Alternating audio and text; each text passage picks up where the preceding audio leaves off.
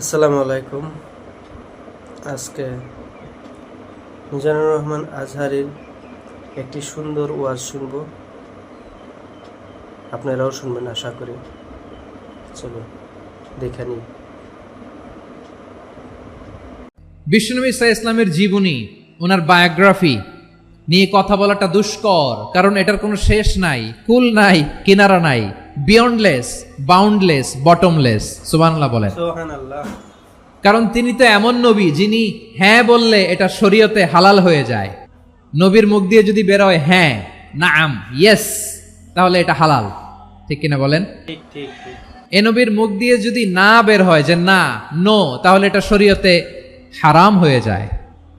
কেমন নবী আমরা পেয়েছি, যিনি হ্যাঁ বললে হালাল, না বললে হারাম, যিনি সাব্বাবা, এই আঙ্গুলি উপরের দিকে উঁচু করলে চাঁদ ভেঙে দুই টুকরা হয়ে যায়, যে নবী জমিন থেকে পা উঁচু করলে আল্লাহর আরশে মেরাজে চলে যায়, এমন নবীর উম্মত আমরা হয়েছি। যে নবীকে বাদ দিলে কোরআন বুঝা যায় না, কারণ এ নবীর উপরই কোরআন নাজিল করেছে কে?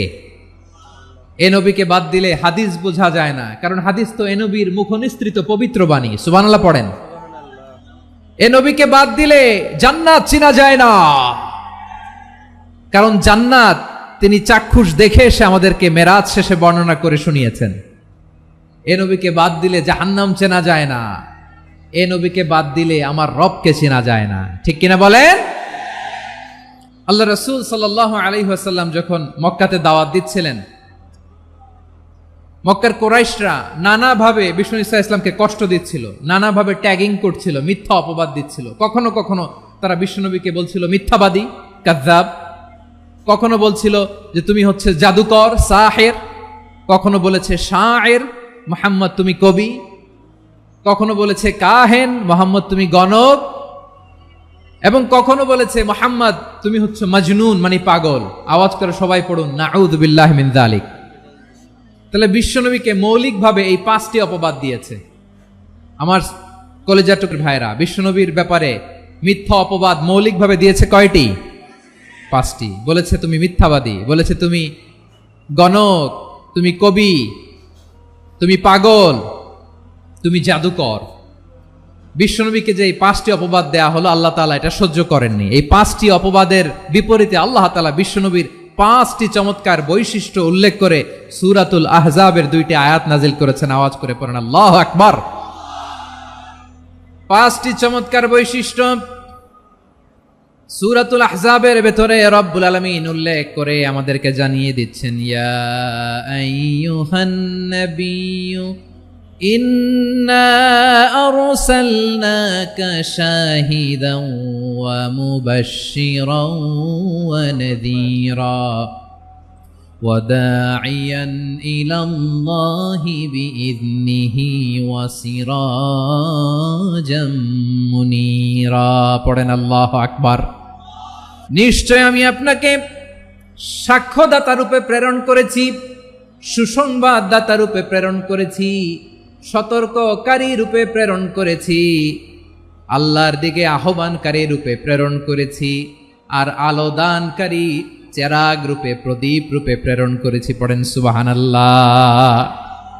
5টা বৈশিষ্ট্য। 1 নম্বরে আল্লাহ তাআলা বলেন, হে নবী, নিশ্চয় আমি আপনাকে সাক্ষ্যদাতা হিসেবে প্রেরণ করেছি। সাক্ষ্যদাতা, বিষ্ণু ঈসা ইসলাম সাক্ষ্য দিবেন, এজন্য শাহিদ। শাহিদ মানে সাক্ষ্যদাতা। আওয়াজ করে বলুন, শাহিদ মানে কি? তিনি সাক্ষ্য দিবেন। মুবাশশির, 2 নম্বর বৈশিষ্ট্য হচ্ছে তিনি মুবাশশির। মুবাশশিরুম বিরাহমাতিল্লাহি ওয়া বিল জান্নাহ। তিনি আল্লাহর রহমতের সুসংবাদ দেন, তিনি আল্লাহর জান্নাতের সুসংবাদ দেন। সুবহানাল্লাহ পড়েন। 3 নম্বর বৈশিষ্ট্য হচ্ছে নাযীর, তিনি সতর্ককারী, ওয়ার্নার। তিনি সাবধান করতে এসেছেন, রিমাইন্ডার দিতে এসেছেন যে আল্লাহর পথে যদি না চলো, শিরকি কাজ যদি না থামাও, তাহলে এমন আযাব আসবে আল্লাহর পাকড়াও থেকে তুমি বাঁচতে পারবে না। তিনি নাযীর। বিষ্ণু ঈসা ইসলামের 4 নম্বর বৈশিষ্ট্য হচ্ছে দাঈয়ান ইলাল্লাহ, তিনি আল্লাহর দিকে আহ্বানকারী। এই যে আমরা আমাদেরকে পরিচয় দেই যে আমরা দাঈ, বলি না? বলি যে উনি হচ্ছেন একজন দাঈ ইলাল্লাহ। বহু বচন আমরা বলি আদ-দুআত ইলাল্লাহ। এটা কোরআনের এই আয়াত থেকে এসেছে। সুবহানাল্লাহ পড়েন। ওয়া দাঈয়ান ইলাল্লাহি বিইذনিহি, আল্লাহর আদেশে বিষ্ণু ঈসা ইসলাম আল্লাহর দিকে মানুষকে ডাকেন। এবং বিষ্ণু ঈসা ইসলামের 5 নাম্বার বৈশিষ্ট্য হচ্ছে সিরাজাম মুনীরা, আলো দানকারী প্রদীপ, আলোকদীপ্ত প্রদীপ, যে আলো দিয়ে তিনি গোটা বিশ্বকে আলোকিত করেছেন। আওয়াজ করে পড়েন আল্লাহু আকবার। কিয়ামতের দিন আল্লাহ তাআলা প্রত্যেক নবীকে জিজ্ঞেস করবেন যে তুমি কি তোমার উম্মতের কাছে আমি যা যা পৌঁছাতে বলেছিলাম পৌঁছিয়েছো? নবীরা বলবে আল্লাহ আমি পৌঁছিয়েছি।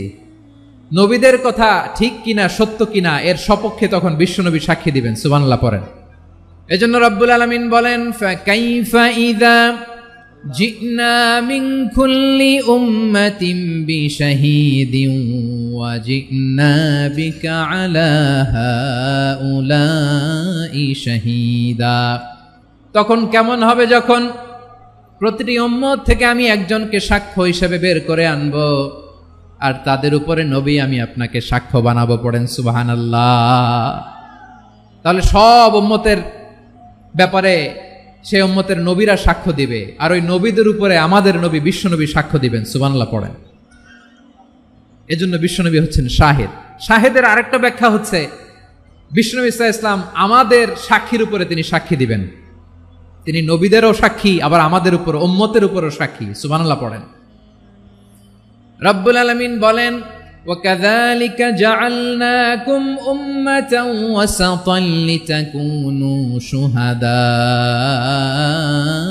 عَلَى النَّاسِ وَيَكُونَ الرَّسُولُ عَلَيْكُمْ شَهِيدًا। আর অনুরূপভাবে আমি তোমাদেরকে মধ্যমপন্থী উম্মত হিসেবে তৈরি করেছি, প্রেরণ করেছি। ব্যালেন্সড উম্মাহ, মধ্যমপন্থী উম্মাহ হিসেবে প্রেরণ করেছি, যাতে করে তোমরা সবার উপরে সাক্ষ্য দিতে পারো, আর যাতে তোমাদের নবী হতে পারে তোমাদের উপরে সাক্ষ্যদাতা। পড়েন সুবহানাল্লাহ। আমরা হচ্ছি ব্যালেন্সড উম্মাহ, আমরা সবার ব্যাপারে সাক্ষ্য দিব, আর আমাদের উপর সাক্ষ্য দিবে স্বয়ং বিশ্বনবী। সুবহানাল্লাহ পড়েন। তাহলে আমাদের নবী নবীদের উপরও সাক্ষী, আমাদের উপরও সাক্ষী। বিশ্বনবীকে আল্লাহ তাআলা দায়ী করে পাঠিয়েছেন। বিশ্বনবী কি মানব মণ্ডলীকে নিজের দিকে ডাকে? দুনিয়ার দিকে ডাকে? কার দিকে ডাকে? দাঈয়ান ইলাল্লাহ বিইذনি। বিশ্বনবী মানব মণ্ডলীকে আল্লাহ তাআলার দিকে ডাকতেন।